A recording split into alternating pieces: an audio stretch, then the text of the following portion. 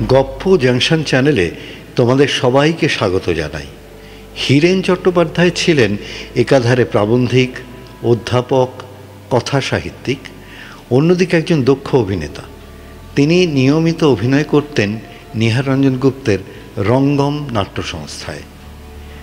বিভিন্ন জায়গায় বেড়াতে গিয়ে আমরা তো ঘর সাজানোর অনেক জিনিস কিনি, কিন্তু সেই ঘর সাজানোর জিনিস যখন মানুষের চেতনা বিলুপ্তির কারণ হয়ে দাঁড়ায়, তখন তা ভাবনার কারণ হয় বইকে। এই ঘটনার পরিপ্রেক্ষিতে শুরু করছি আজকের উপস্থাপনা হীরেন চট্টোপাধ্যায় রচিত রক্ত লোলুপ।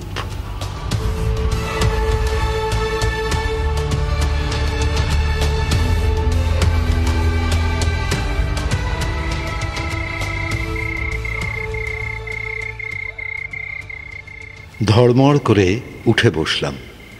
রেডিয়াম ডায়ালের টাইমপিস জলজল করছিল অন্ধকার ঘরে। রাত 1:15। আচমকা ঘুম ভাঙল। কারণটা বুঝতে একটু দেরি হয়, কারণ বোঝার চেষ্টা আমি করছিলাম না। আমার অবাক লাগলো মাঝরাতে এভাবে ঘুমটা ভাঙল কেন।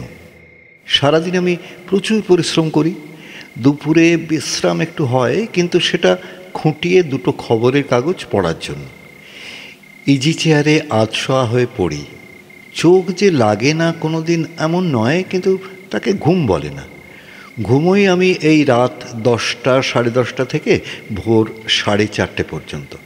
এর মধ্যে কোনো দিনই আমায় উঠতে হয় না। এত বড় বাগান বাড়িতে মানুষ বলতে আমি একা।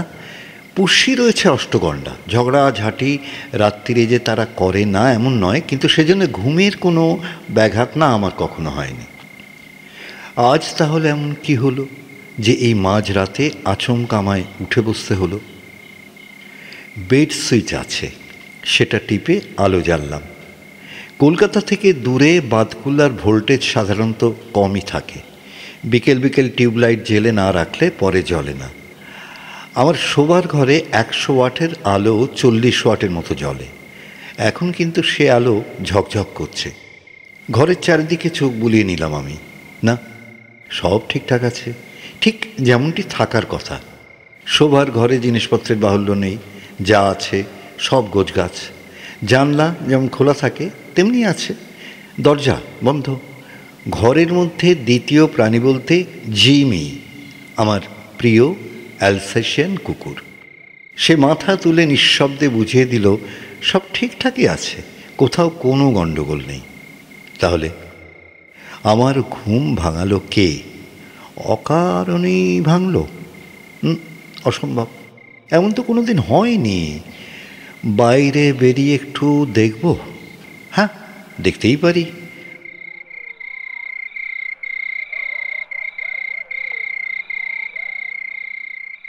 ভয় ডর বলতে কিছুই নেই আমার, ছোটবেলা থেকে। বলতে কি, আমাদের বাদকুল্লার এই 1.5 বিঘে জমির বিশাল বাগানবাড়ি দেখাশোনার ভার আমি নিজেই হাতে তুলে নিয়েছি। গ্র্যাজুয়েশনের পর বাবাকে বলেছিলাম চাকরি বাকরি আমার ভালো লাগে না, বাদকুল্লার ওই জমি নিয়ে পড়ে থাকতে চাই আমি। অবাক হয়েছিলেন বাবা, আমার 2 ছোট ভাইও। কারণ পড়াশুনো করতে আমি বরাবরই ভালোবাসি, তবে সেটা বাঁধা ধরা পড়াশুনো নয়। এখানেও তাই করছি। নানা রকম সবজি লাগাই, কলার ক্ষেত আছে, আম কাঁঠাল গাছ আছে, সারাদিন দেখাশুনো করি। আশপাশে যারা থাকে তারা সব খেটে খাওয়া মজুর কিংবা শাকসবজি বিক্রেতা। কেউ কেউ আমার কাছ থেকে কিনেও নিয়ে যায়। একটা মাছওয়ালাকে বলা আছে 2-1 দিন অন্তর মাছ দিয়ে যায়। সন্ধেবেলা সব ভোঁভা, তখন আমি পড়াশুনো করি। নিজের পছন্দ মতো লাইব্রেরি তৈরি করেছে একটা। বেশি পাওয়ারের টেবিল ল্যাম্প, অসুবিধা হয় না পড়তে। ভাইদের বিয়ে হয়ে গিয়েছে, আমি বিয়ে করব না বলে জানিয়ে দিয়েছি। তারা আসতো মাঝে মাঝে, বাবাও আসতো। এখন বিশেষ নড়াচড়া করতে পারে না। আসার মধ্যে নিয়মিত বছরে 2-3 আসে ছোট কাকা। দেশ বিদেশ ঘুরে বেড়ানো শখ। বাইরে কোথাও গেলেই সেখান থেকে দুর্লভ একটা কিছু নিয়ে আসে আমার জন্য। আমার লাইব্রেরি ঘরে ছোট কাকার গিফটগুলো সাজানো আছে খুব যত্ন করে। এর মধ্যে লেটেস্ট সংগ্রহ হচ্ছে একটি 12x8 পাথরের মূর্তি।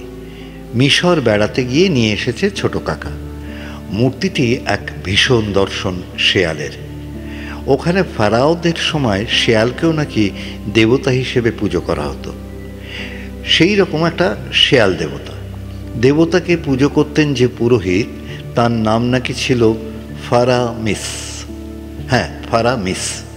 একটি কবচে তার নাম খোদাই করা আছে হাইরোগ্লিফিক্স লিপিতে, সেটাও দিয়েছে সঙ্গে।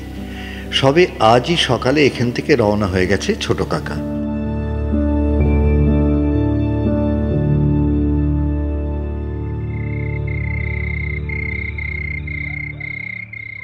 উঠলাম একবার।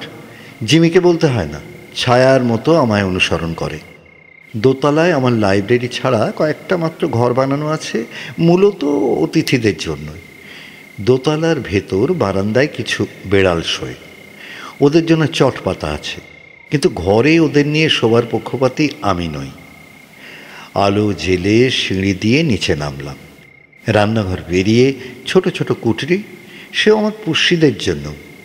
একটায় থাকে খরগোশ, পরেরটা একটা ছাগল, কে যেন দিয়ে গিয়েছিল। এখন ওটাকে নিয়ে আমার অনেকটা সময় কাটে। একেবারে শেষে আমার পোলট্রি, দুজন বাঁধা খদ্দের আছে, বাজারে বিক্রি করে। কিন্তু আজ এই মুহূর্তে পোলট্রির দিকে চেয়ে বুকটা হঠাৎ ছ্যাঁত করে উঠল আমার। এ কি, দরজা খোলা কেন? সামনে দুটো একটা ব্রয়লার মুরগি যেন পড়ে আছে বলে মনে হচ্ছে।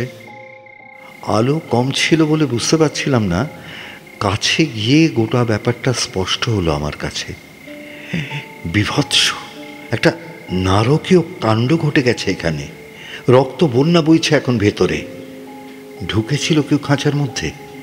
যে কটা মুরগি এখনো বেঁচে আছে তারা পিছনের দেওয়ালে সেঁটিয়ে আছে, বাকি সব রক্তাক্ত দেহে লুটোপুটি খাচ্ছে মেঝে।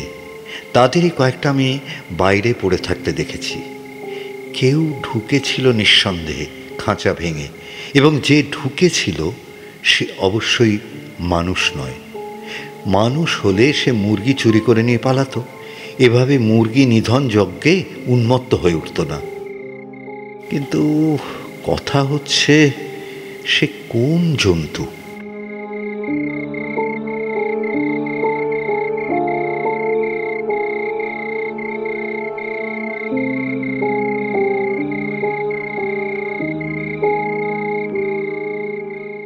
জিমি অনেক সময় বাইরে ছাড়া থাকে, সুতরাং রাস্তায় বেওয়ারিশ কুকুর এখানে ঢুকবে না।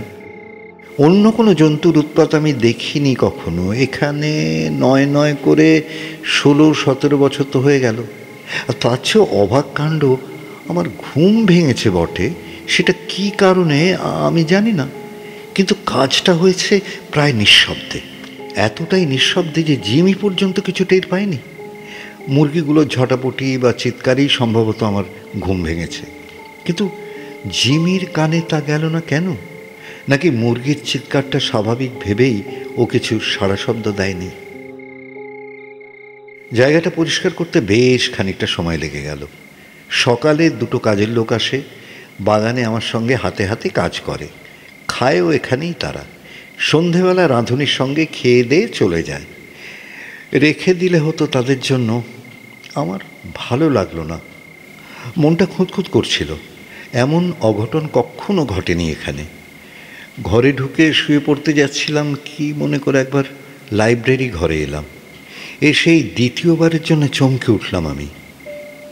ঠিক দেখছি তো, নাকি আমার চোখের ভুল?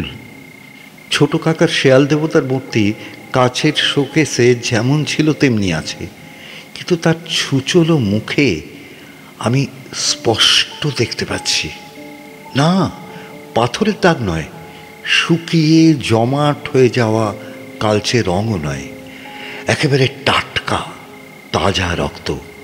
হ্যাঁ, লেগে রয়েছে সেখানে, কোনো সন্দেহ নেই।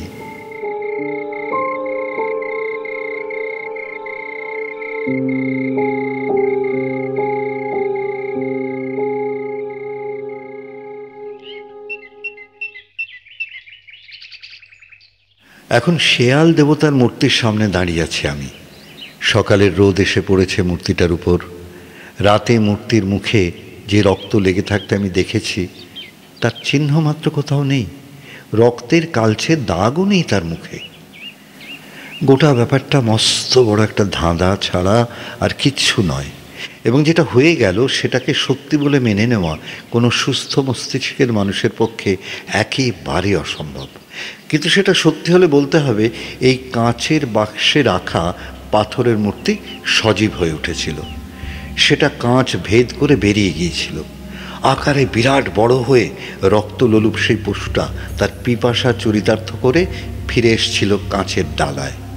মুখে তখন তার রক্তের দাগ ছিল, এখন সেটাও মিলিয়ে গিয়েছে কোনো এক অলৌকিক উপায়ে।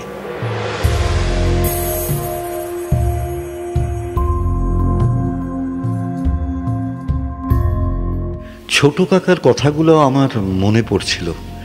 জিনিসটা আমার হাতে তুলে দেবার আগে যখন বলেছিল, কতকগুলো কথা তোকে আমি বলবো যেটা শুনতে তো নিজেরও হাস্যকর লাগবে, আমারও তাই লেগেছিল। তবু তোকে বলছি কেন না, সেটার উপর নির্ভর করছে এটা তুই রাখবি না আমাকে ফিরিয়ে দিবি। ফিরিয়ে দেবো? তুমি ভালোবেসে একটা রেয়ার জিনিস আমায় উপহার দিচ্ছ, আমি ফিরিয়ে দেবো তোমায়? আচ্ছা, আজ পর্যন্ত কাকা কখনো হয়েছে এরকম? হয়তো এবারও হবে না, কিন্তু কথাগুলো তাকে না বললে আমি অপরাধী থেকে যাব। তাহলে বলো। খুব নির্ভরযোগ্য একটা ডিলারের কাছ থেকে এই কিউরিয়াটা আমি পেয়েছি। তার কাছে এই মূর্তি সম্বন্ধে যে তথ্য রয়েছে সেটাই তোকে বলছি। 3000 বছর আগেকার এক ফারাওয়ের পিরামিড থেকে এটা উদ্ধার করা। তিনি শেয়াল দেবতার পূজা করতেন। কাকা, ফারাওয়ের নাম কি? ফারাওয়ের নাম কি বলতে পারেননি তিনি, তবে মন্দিরের পূজারী যিনি ছিলেন তার নাম বলেছেন ফারামিস। আচ্ছা, এটাই কি সেই শেয়াল দেবতা? না না, সে মূর্তি কবে হারিয়ে গেছে কেউ জানে না। মন্দিরের গায়ে এরকম মূর্তি অনেক ছিল, এটা তারই একটা। এর সঙ্গে আর একটা জিনিসও ডিলার আমাকে দিয়েছেন। ছোট কাকা যেটা আমার হাতে তুলে দিয়েছিলেন সেটা এখন একেবারে ডান দিকে ছোট একটা কাঁচের প্লেটে রাখা আছে। প্রায় 1 টাকার কয়েনের মতো সাদা স্বচ্ছ একখণ্ড পাথর, দুপাশে সরু, পেটটা মোটা। ছোট কাকা বলেছিল এটা নাকি ফারামিসের মন্ত্রপুত কবচ। আচ্ছা কাকা, বলছি কি হয় এই কবচ দিয়ে? সেটা আমি জিজ্ঞেস করিনি, তবে এই শেয়াল দেবতার মূর্তি সম্বন্ধে অনেক আজগুবি কথা বলেছিলেন তিনি। ও, যেমন? এই মূর্তি নাকি মাঝে মাঝে জ্যান্ত হয়ে ওঠে, অসম্ভব শক্তিশালী হয়ে ওঠে। সে তখন যা খুশি তাই নাকি করতে পারে। তুমি বিশ্বাস করো সে কথা? করি না, কিন্তু তোকে বলে দেওয়াটা তো আমার কর্তব্য। এরকম কোনো লক্ষণ দেখলে। কথার মাঝখানে আমি বাধা দেওয়ার চেষ্টা করেছিলাম, কিন্তু কাকা আমাকে থামিয়ে দিয়ে বলেছিল, কিছু না হলে তো মিটেই গেল, কিন্তু হলে তুই সঙ্গে সঙ্গে এটা কোনো বড় পুকুরে টুকুরে ফেলে দিয়ে আসবি।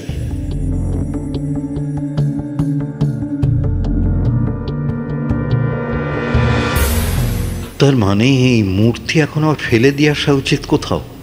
ফেলে আমি দিতেই পারি, কিন্তু ফেলে দেওয়া মানে এটা স্বীকার করে নেওয়া যে ছোট কাকার কথাগুলো আমি সত্যি বলে ধরে নিয়েছি। পোলট্রি ফার্মে যে একটা দক্ষযজ্ঞ হয়েছে এ ব্যাপারে কোনো সন্দেহ নেই, কিন্তু সেটা অন্য যে কোনো কারণেও হতে পারে। প্রথম এখানে শেয়ালের সম্মিলিত চিৎকার শোনা যেত, এখন অবশ্য বিশেষ শুনতে পাই না। বেশ কয়েক বছর আগে একটা ছোটোখাটো হেঁড়ল দেখা গিয়েছিল পোড়া শিবতলার ওদিকে। সেরকমই একটা কিছু হঠাৎ ঢুকে পড়েছিল আমার এখানে, এটা তো একেবারে অসম্ভব নয়।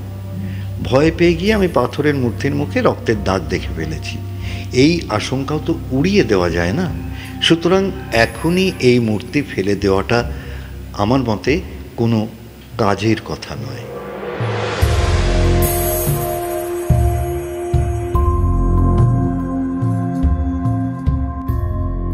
সারাদিন মোটামুটি সাবধানেই ছিলাম। অবশ্য সকাল থেকে যে পরিমাণ পরিশ্রম আমাকে করতে হয় তাতে অন্য কথা মনে পড়াও খুব মুশকিল। তিনজন জোয়ান মানুষ কাজ করে বাড়িতে, তাদের সঙ্গে সমানে পাল্লা দিতে হয় আমাকে। দুপুর 2টোর পর খাওয়া দাওয়া সেরে কাগজ হাতে নিয়ে আমার একটু অবসর। তার আগে লাইব্রেরিতে গিয়ে দেখে এসেছি আমার শেয়াল দেবতাকে। হ্যাঁ, যেমন ছিলেন তেমনি আছেন, পাথরের মূর্তির যেমনটি থাকার কথা। সংস্কার মানুষকে কেমন দুর্বল করে দেয় দেখলাম। সন্ধেবেলায় কাজের লোকজন খেয়ে দিয়ে চলে যাওয়ার পর আমি জমিয়ে বসে কয়েক ঘন্টা লাইব্রেরিতে পড়াশুনো করি। আজ বারে বারেই চোখ চলে যাচ্ছে কাঁচের বাক্সটার দিকে, মনই বসছে না পড়ায়। অথচ বিকেলেই পাড়ার 2-4 লোক এসছিল, আসে অবশ্য মাঝে মাঝে চায়ের লোভে। আমি চায়ের লোভ ধরিয়ে দিয়েছি। ওই চায়ের লোভেই তারা আসে।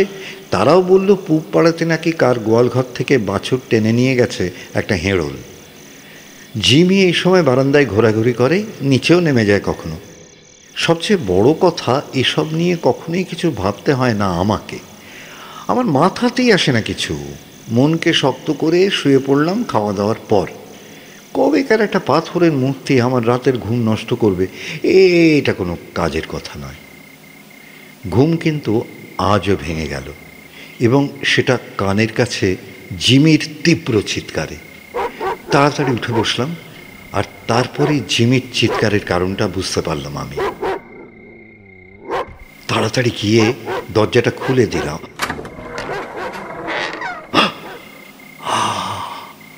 ভাবা যায় না, কি বিভৎস! আবার চিৎকার করার শক্তিও চলে গিয়েছে ওই ধাড়ি বিড়াল দুটোর। রক্ত স্রোতের মধ্যে কাতরাচ্ছে, আর বাচ্চাগুলো ছিন্ন ভিন্ন রক্তাক্ত দেহ ছড়িয়ে আছে এদিকে সেদিকে। ঠিক মনে হচ্ছে দাঁত আর নখে তাদের টুকরো টুকরো করে ছিঁড়েছে কেউ।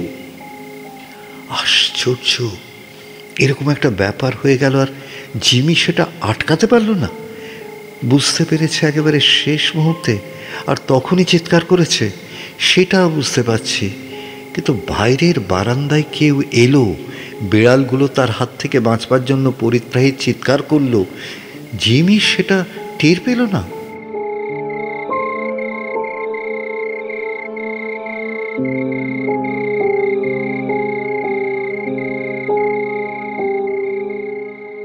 আমি যেটা ভাবছি সেটা যদি সত্যি হয়, তাহলে তো এই ঘর দিয়ে গিয়েছে ওই অভিশপ্ত মূর্তিটা। জিমির চোখ তো অন্ধকারে বাঘের মতো জ্বলে, সেও টের পাবে না ওর এই নৃশংস হত্যাকাণ্ডের কথা। দ্রুত ফিরে এলাম লাইব্রেরি ঘরে। ভালো করে দেখলাম কাঁচের বাক্সর দিকে। শেয়াল দেবতার মূর্তি বাক্সের ভেতরেই আছে, কিন্তু আজকে আমার চোখে আর ঘুম নেই। আমি স্পষ্ট দেখতে পাচ্ছি তাজা রক্ত লেগে রয়েছে তার মুখে। হ্যাঁ, টাটকা তাজা রক্ত, না কোনো ভুল নেই।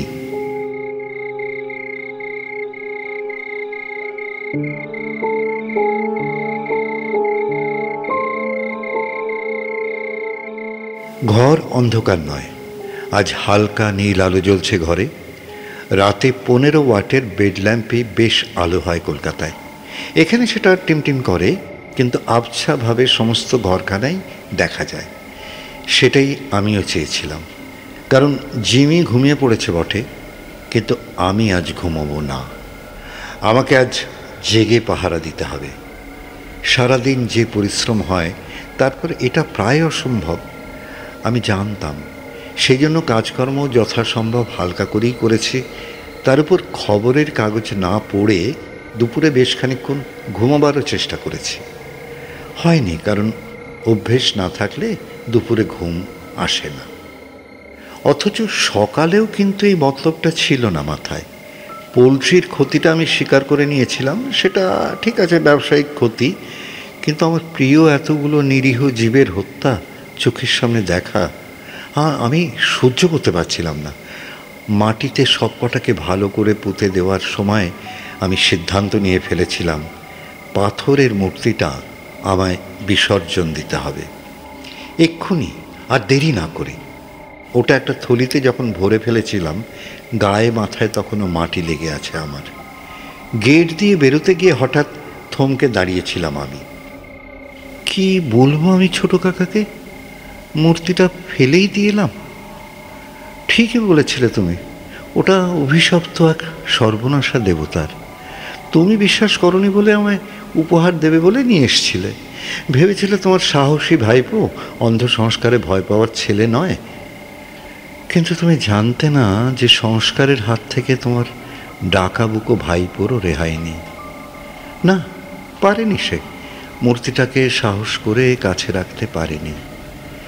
ভয় এমন এক সংক্রামক ব্যাধি যে পর পর দুটি কাকতালীয় ঘটনা ঘটে যেতেই রণে ভঙ্গ দিয়েছে সে। তার শির দাঁড়া নরম হয়ে গেছে, ফেলে দিয়ে এসেছে সে ইজিপ্টের এক দুর্লভ সংগ্রহ। না না না না না, আমি হতে দেব না, অসম্ভব। আমি স্বীকার করছি, পোলট্রিতে একটা নৃশংস ঘটনা ঘটে গেছে, প্রিয় বেড়ালগুলোকে নিষ্ঠুরভাবে মারা হয়েছে, কিন্তু আমি তো চোখে দেখিনি কে কাজ করেছে। আমি অনুমান করছি ওই 12x8 পাথরের মূর্তিটা জীবন্ত হয়ে যাচ্ছে, তার চেহারা বেড়ে যাচ্ছে যেমন খুশি, তারপর সে পাশবিক লালসায় উন্মত্তের মতো খুনগুলো করে চলেছে। কেন কেন এই কথা ভাবছি আমি? কারণ একটা আষাঢ়ে গল্প ছোট কাকা আমাকে বলেছে, আর এমনই সাহসী আমি যে আমার বুকের মধ্যে সেই অন্ধবিশ্বাসটা একেবারে গভীরভাবে বাসা বেঁধে ফেলেছে। ছি ছি ছি ছি ছি ছি ছি, আজকের দিনের ছেলে এই সমস্ত ভোজবাজি আর ম্যাজিকে বিশ্বাস করে? না না, অসম্ভব। মিশরের একটা প্রাচীন পাথরের মূর্তি হচ্ছে অপদেবতা, রাত বিরেতে এখানে বসে সে তার কীর্তিকলাপ দেখাতে শুরু করেছে। না, মূর্তিটা আমি ফেলবো না। গেট থেকে ফিরে এসেছিলাম, ঠিক আছে, সত্যি হোক মিথ্যে হোক নিজের চোখে আমাকে দেখতে হবে ব্যাপারটা। এমনও তো হতে পারে সবটাই আমার অলিক কল্পনা। ছোট কাকা যদি ফিরে এসে বলে, তুই সত্যি দেখেছিস শেয়াল দেবতাকে, গল্পটা তো আমি বানিয়ে বলেছিলাম রে। সিদ্ধান্ত আমার তখনই নেওয়া হয়ে গিয়েছিল, আর তার পরীক্ষাও শুরু হয়েছে এখন। রাত বিরেতে কখনো কখনো বেরোতে হয় আমাকে এধার ওধার, তাই জোরালো একটা টর্চ আছে আমার। আজ মাথার কাছে সেই টর্চটা রেখে দিয়েছি। কিন্তু সবচেয়ে দরকার ছিল ঘুম তাড়াবার একটা উপায়। আজ সারাদিন পরিশ্রম খুবই কম হয়েছে, তবু চোখ যেন ঘুমে জড়িয়ে আসছে। অথচ টাইম পিসে দেখতে পাচ্ছি রাত এখন সবে 11:15। আমার এই শোবার ঘর আর লাইব্রেরি পাশাপাশি, দুটো ঘরের মধ্যে বন্ধ দরজাটা আজ খোলা। লাইব্রেরির ছোট আলোটা এখন জ্বলছে, ফলে ইচ্ছে করলে মাথা তুলে লাইব্রেরি ঘরটাকেও যখন খুশি দেখে নিতে পারি। কিন্তু সমস্যা হচ্ছে ঘুম, এটাকে তাড়াই কী করে? একটা সহজ উপায় ছিল জোরালো টেবিল ল্যাম্প জেলে একটা বই নিয়ে বসা। বই পড়তে বসলে আমার ঘুম পায় না, যদি সে বই সত্যি টেনে রাখবার মতো হয়। এরকম না পড়া বই আমার অনেক আছে, প্রত্যেক মাসে আমি নির্বাচিত কিছু বই ডাকে আনিয়ে নিই। কিন্তু সমস্যা হচ্ছে ঘর আলো করে সারা রাত বই পড়লে আমি যেটা আশঙ্কা করছি সেটা হবে তো। তার চেয়ে আবোল তাবোল পুরনো কথা ভেবে নিজেকে একটু জাগিয়ে রাখার চেষ্টা করাই ভালো। সেটাই করেছিলাম। সেভাবেই কখন যে চোখের পাতা ঘুমে জড়িয়ে এসেছে বুঝতেই পারিনি।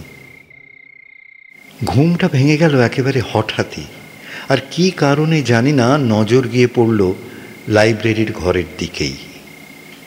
না, সব কিছু যেমন ছিল তেমনি আছে। আমার ঘরও যেমন নিঃশব্দ, ঝিমি ছায়ার মতো মিশে আছে আধো অন্ধকারে, লাইব্রেরিও তেমনি শুনশান।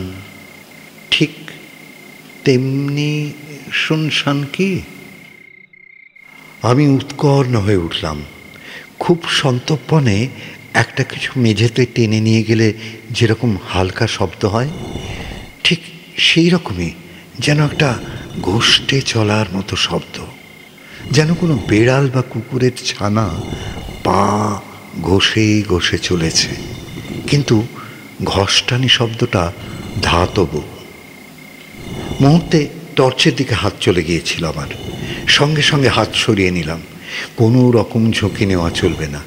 কোনো মানুষের যদি অপকীর্তি হয় এটা, তাকে বুঝতে দেওয়া চলবে না যে আমি জেগে আছি। ঘরে যেটুকু আলো আছে দেখবার পক্ষে যথেষ্ট। ভালো করে চেয়ে থাকলে আমার দৃষ্টিকে ফাঁকি দিয়ে কেউ এ ঘর থেকে বেরোতে পারবে না। যদিও সে ঢুকেছে কেমন করে আমি জানি না, বাইরে থেকে আসবার মতো কোনো দরজাই খোলা নেই। কড়া নজর রেখেছিলাম এবং তাতে কাজ হলো। কিন্তু এ কি দেখছি আমি? এ কি কখনো সম্ভব হতে পারে? নাকি সত্যি জেগে উঠিনি আমি? নাকি এখন আমার ঘুম ভাঙেনি? গায়ে একটা চিমটি কাটলাম। না, জেগে আছি তাতে তো কোনো সন্দেহ নেই, কিন্তু জেগে জেগে এমন জিনিস কেমন করে দেখছি আমি? কাঁচের বাক্স থেকে কেমন করে শেয়াল দেবতার মূর্তি বেরিয়েছে আমি জানি না। কেমন করে সেটা মেঝে নেমেছে তাও আমার বুদ্ধির অগম্য, কিন্তু সেটা নেমেছে, এটা ঠিক। সজীবতার কোনো লক্ষণ তার মধ্যে অবশ্য নেই। সেই পাথরের মূর্তি একেবারে অবিকল, যেমনটি কাঁচের বাক্সে থাকে। তবে সজীব বলতে হবে এই জন্য যে দম দেওয়া পুতুলের মতো পা ঘষ্টে ঘষ্টে সেটা এগুচ্ছে, ক্রমশ এগুচ্ছে আমার শোবার ঘরের দিকে। পা ঘষ্টানের এই ধাতব শব্দটাই আমার ঘুম ভাঙিয়েছে।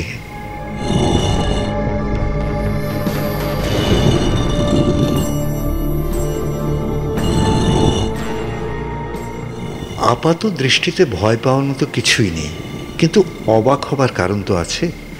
একটা কবেকার পাথরের মূর্তি দিব্যি ওপর থেকে নিচে নামলো, কাঁচের বাক্স থেকে বেরিয়ে এলো, এখন স্পষ্ট দেখছি টুকটুক করে এগিয়ে চলেছে আমার চোখের সামনে। কেমন করে এটা সম্ভব? যেমন করেই হোক ব্যাপারটা ঘটছে, এবং আমার কাজ হচ্ছে এখন নিঃশব্দে গোটা জিনিসটা লক্ষ্য করে যাওয়া। এটা আমি বুঝতে পারছিলাম, সেটাই আমি করতে লাগলাম। অতি শ্লথ গতি, কিন্তু শেয়াল দেবতার সেই মূর্তি এগুচ্ছে। আমি বুঝতে পারছি এখন সেটা এসে পড়েছে আমার ঘরে, আমার আরো কাছাকাছি। তাকে আমি এখন আরো আরো স্পষ্ট দেখতে পাচ্ছি। বুকের মধ্যেটা শিরশির করছিল, আমার দিকেই এগুচ্ছে নাকি মূর্তিটা? না, আমার খাটের কাছে না থেমে সেটা আস্তে আস্তে এগুতে লাগলো বাইরের দরজার দিকে। অর্থাৎ আজকেও সে বাইরে বেরোবে এবং অন্য কোনো শিকার বেছে নেবে। ছাগল আছে, খরগোশ আছে, কাকে তার আজ পছন্দ আমি জানি না, কিন্তু আমাকে দেখতে হবে বন্ধ দরজা সে খোলে কি করে। আর একটা ব্যাপার আমার খুব অবাক লাগছিল, ঘরে একটা টিকটিকি ঘুরলেও জিমি টের পেয়ে যায়। চিৎকার করা ওর স্বভাব নয়, কিন্তু মুখ তুলে অতি সামান্য জিনিস ও লক্ষ্য করে, আমি দেখেছি। অথচ এরকম একটা ব্যাপার যত নিঃশব্দেই হোক, উপর থেকে মূর্তিটা নিচে নেমে এসেছে, ঘষ্টে ঘষ্টে এগিয়ে এসেছে, অথচ জিমি পড়ে আছে মুখ নিচু করে। ব্যাপারটা সে টেরই পেল না। এটা কি করে সম্ভব? কথাটা ভাবছিলাম বলেই বোধহয় একটু অন্যমনস্ক হয়ে পড়েছিলাম। খেয়াল হতেই নজরে পড়ল মূর্তিটা দরজার সামনে গিয়ে দাঁড়িয়েছে। পরক্ষণেই কি যেন একটা হয়ে গেল, ভালো করে বুঝতে পারলাম না আমি। যেমন করে দেওয়াল থেকে ছাদে ওঠে টিকটিকি লাফিয়ে, যেন খানিকটা তেমনি করেই দরজার গায়ে সেঁটে গেল সেটা, প্রায় নিঃশব্দেই। আর তারপরই সেটা অদৃশ্য হয়ে গেল আমার চোখের সামনে থেকে। মুহূর্তের জন্য বিহ্বল হয়ে পড়েছি আমি। কি করব না করব কিচ্ছু বুঝতে পারছি না। পরক্ষণে লাফিয়ে নেমেছি খাট থেকে, দ্রুত হাতে খুলে নিয়েছি দরজা। এখনো জিমি তড়িৎ পায়ে এসে দাঁড়িয়েছে আমার পাশেই। দরজা খোলা, সামনেটা অন্ধকার, কোথাও কোনো চিহ্ন নেই মূর্তিটার। নিচের গাছতলায় শুধু যেন একবার শুকনো পাতা মারানোর মৃদু মচ মচ শব্দ শোনা গেল। হাতে টর্চটা নিতে ভুলিনি, সঙ্গে সঙ্গে সেদিকে আলো ফেলেছি আমি। বুকটা ছ্যাঁত করে উঠেছে আমার। হান্টিং টর্চের আলোয় স্পষ্ট দেখলাম বিরাট লোমশ একটা শরীর।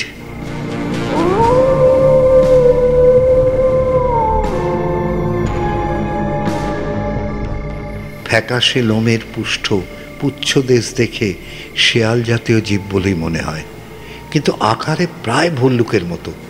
ও যেভাবে ঘাড় ঘুরিয়ে পিছনে তাকিয়েছে তাতে আরও অনেক বেশি হিংস্র জন্তু বলেই মনে হয়। এরপরে কয়েকটা ব্যাপার খুব দ্রুত ঘটে গেল আমাকে হতবুদ্ধি করে দিয়ে। জিমি চোখের পলকে ছুটে গেছে সেই জন্তুকে লক্ষ্য করে। জন্তুটার দু চোখে যেন দপদপ করে আগুনের গোলা জ্বলে উঠছে। সেকেন্ড কয়েক পরেই জিমির আর্তচিৎকারে কেঁপে উঠেছে বাড়ি।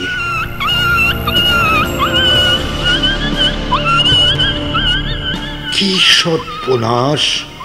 এবার কি তবে জিমির পালা? মুহূর্তে নিজেকে ঠিক করে নিলাম আমি। লাইব্রেরির ঘরে পাশে রাখা একটা ধারালো ভোজালি, এটাও ছোট কাকার দেওয়া, তিব্বত থেকে এনে দিয়েছিল। কাজে আমার লাগে না, কিন্তু আজ কাজে লেগে যাবে বলে মনে হচ্ছিল। চট করে টেনে নিলাম ওটা। চোখ পড়ে গেল কাঁচের বাক্সর উপর, শূন্য, ভিতরে এখন কিচ্ছু নেই। শেষ মুহূর্তে কেন যে ফারামিসের কবচটা পকেটে ভরে নিলাম সেটাও আমি জানি না। আর এক সেকেন্ড সময় নষ্ট না করে বেরিয়ে এলাম বাইরে।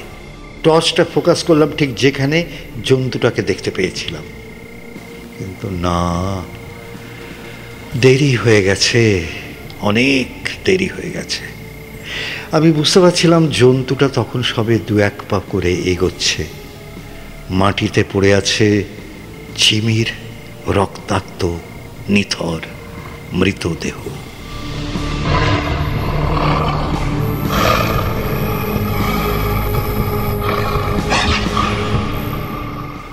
মাথায় আগুন জ্বলে উঠল আমার। তীব্র এক আর্তনাদ বেরিয়ে এসেছে আমার গলা চিরে। সেই শব্দেই বোধহয় ফিরে তাকিয়েছে জন্তুটা, দেখতে পেয়েছে আমাকে। কাল বিলম্ব না করে এগিয়ে আসতে শুরু করেছে আমার দিকে। এখন আর স্লথ গতিতে নয়, হিংস্র সাপদের মতো দ্রুত গতিতে, এবং কয়েক মুহূর্তের মধ্যেই আমাকে একবারে বিমূঢ় করে লাফিয়ে এসে দাঁড়িয়েছে আমার সামনে। আমার বুকের রক্ত হিম হয়ে যাচ্ছিল। বিভৎস হিংস্রতার প্রতিমূর্তি যেন কয়েক লাফে এগিয়ে এসেছে। নিঃশ্বাস পড়ছে হাঁপড়ের মতো, মুখ দিয়ে লাল আর রক্ত একই সঙ্গে ঝরছে। চোখ দুটো যেন অগ্নিগোলক, তাদের তপ্ত আভার আঁচ লাগছে আমার মুখে, চোখে।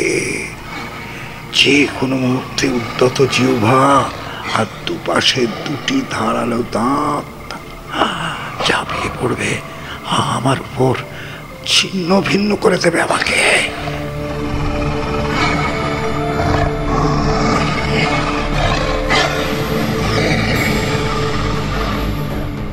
চোখের সামনে সাক্ষাৎ মৃত্যু। বেঁচে আছি হয়তো কয়েক সেকেন্ডের জন্য, তবু কি আশ্চর্য, আমার মাথা কাজ করছিল। চোখের সামনে আমার বিশ্বস্ত অ্যালসেশিয়ানের যে মৃত্যু আমি প্রত্যক্ষ করেছি, তাতে বুঝতে পারছিলাম কোনো প্রতিরোধই আমি গড়ে তুলতে পারবো না। জিমির ধারালো দাঁত যাকে স্পর্শ করতে পারেনি, আমার হাতের ভোজালি আমি তার দিকে তুলে ধরবার সুযোগ পর্যন্ত পাবো না। অর্থাৎ নিঃশব্দে আত্মসমর্পণ করতে হবে আমাকে বহু শতাব্দীর রক্ত লোলুপ এই প্রেতাত্মার কাছে।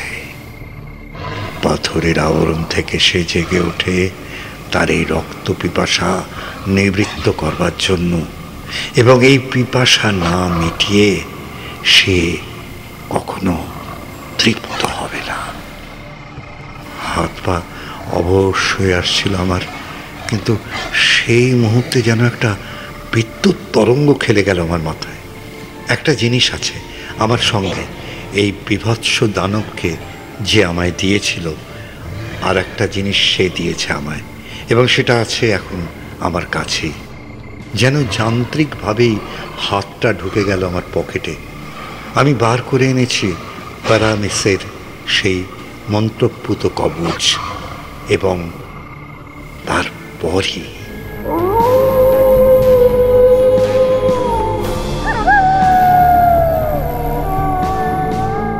অজ্ঞান হয়ে যায়নি, সে আমার পরম সৌভাগ্য। ওই তীব্র চিৎকার পৃথিবীর কেউ কখনো শুনেছে কিনা আমি জানি না। তীক্ষ্ণ, কাঁপা কাঁপা, সমস্ত রক্ত হিম করে দেওয়ার মতো সাংঘাতিক সাংঘাতিক চিৎকার। নিজেকে সামলে নেবার চেষ্টা করতে করতে আমি দেখতে পেয়েছি এক অবিশ্বাস্য, এক অদ্ভুত দৃশ্য। অত বড় জন্তুটা দেখতে দেখতে কুঁকড়ে ছোট হয়ে গিয়েছে। চোখের পলকে ফিরে এসেছে তার সাবেক চেহারা, সেই পাথরের 12x8 মূর্তি। কিন্তু সে মূর্তিতেও সে স্থির থাকতে পারেনি। পরক্ষণেই সে মূর্তি বিকট শব্দে চূর্ণ বিচূর্ণ হয়ে ছড়িয়ে পড়েছে আমার সামনে।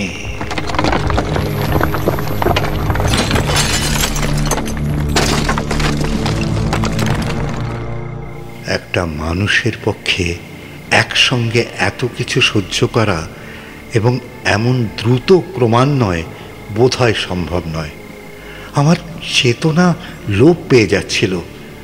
যতক্ষণ জ্ঞান ছিল তার মধ্যে আমি দেখতে পেয়েছি আমার ফটক পেরিয়ে দলে দলে মানুষ ছুটে আসতে শুরু করেছে এদিকে।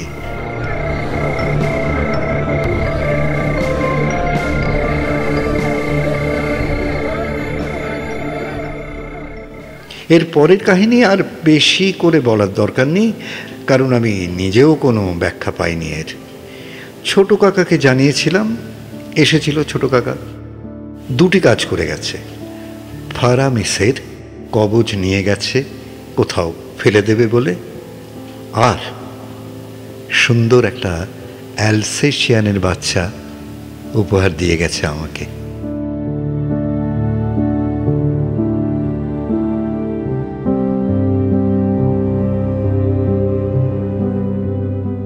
গল্পটি ভালো লাগলে কমেন্ট করে জানাতে ভুলো না কিন্তু। আর তোমরা যারা এই চ্যানেলে নতুন তারা চটপট চ্যানেলটিকে সাবস্ক্রাইব করে পাশে থাকা বেল আইকনটি ক্লিক করে দিও, যাতে চ্যানেলের পরবর্তী আপডেট পেতে তোমাদের কোনো অসুবিধে না হয়। এখনও পর্যন্ত যারা গপ্প জাংশন চ্যানেলের ফেসবুক, ইনস্টাগ্রাম পেজ ফলো করোনি তারা কিন্তু অবশ্যই ফলো করে নিও। তাহলে আজকের মতো এইটুকু। ফেরত আসছি আবার আগামী সপ্তাহে।